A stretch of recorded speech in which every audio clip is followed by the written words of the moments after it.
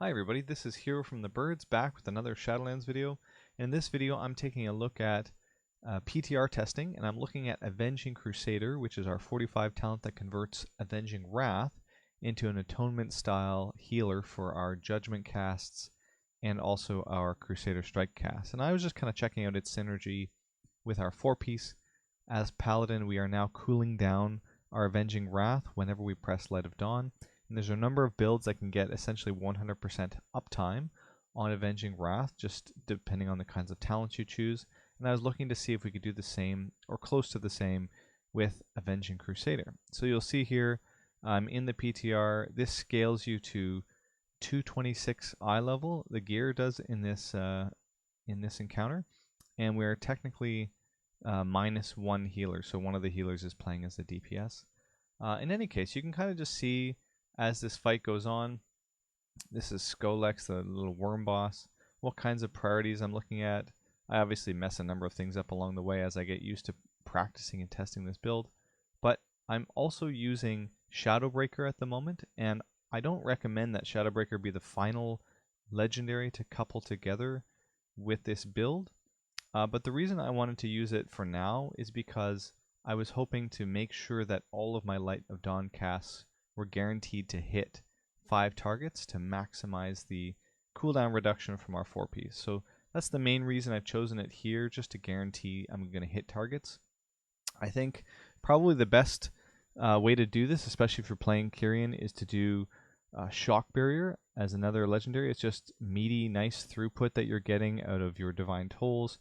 And if you're playing Mechanicos like I am here, obviously casting Divine Toll is going to be even more reduced. So my recommendation for the build on the whole is to play Kyrian, because we get access to just a little bit more holy power, and that pushes us further toward our Avenging Crusader. Other builds, we don't quite get as many casts, or excuse me, as much holy power built up, and so Avenging Crusader requires us to do that a little bit more. So the wings uptime isn't quite as large, and we have to spend a lot more GCDs guaranteed on Judgment and Crusader Strike. Some of the Holy Light builds, for example, can generate far more holy power overall. So not that I'm recommending those either. But I had a lot of fun with this, guys. It was kind of fun to test. It's the first time I really tested it in an environment where we could actually get healing numbers and take a look. And it is LFR, so it's not really that important to think about the overall throughput, given that everyone's at 226 gear.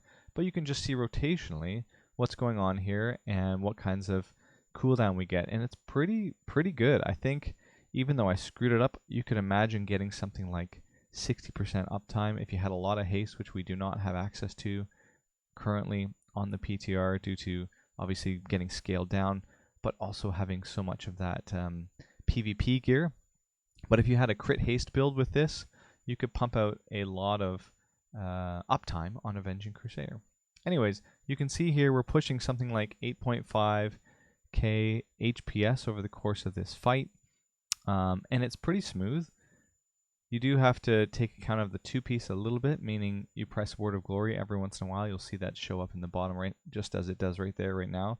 So I'm hoping to try to manage that a little bit as well to give us some extra Light of Dawns. But other than that, you're just trying your best to keep Judgment and Crusader Strike on CD while you're within the window of Avenging Crusader, and that will cleave onto 3 targets, healing them for 2.5 times whatever damage you dealt with those abilities. And of course that goes through to beacon healing, and yeah, overall it's pretty reasonable. I get some serious lag spikes here.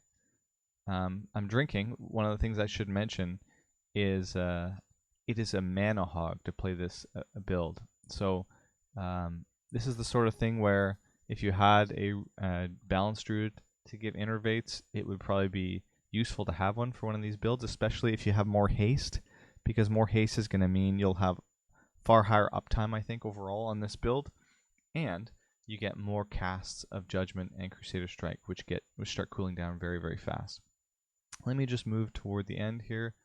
You can see pretty steady healing throughput, and there's a significant amount of overhealing as well that's happening, but let me just show you what kinds of numbers I'm looking at.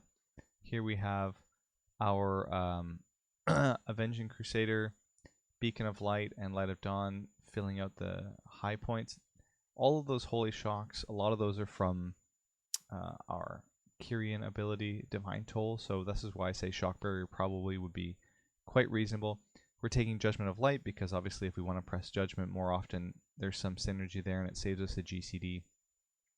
We're taking Crusader's Might to cool down Holy Shock casts. There's all that kind of stuff that you can put into the build, and it's a lot of fun, and it actually pumps, guys. This is 226 gear, and we're putting out something like, at the end, 8k. Not bad. Not bad for a smart heal.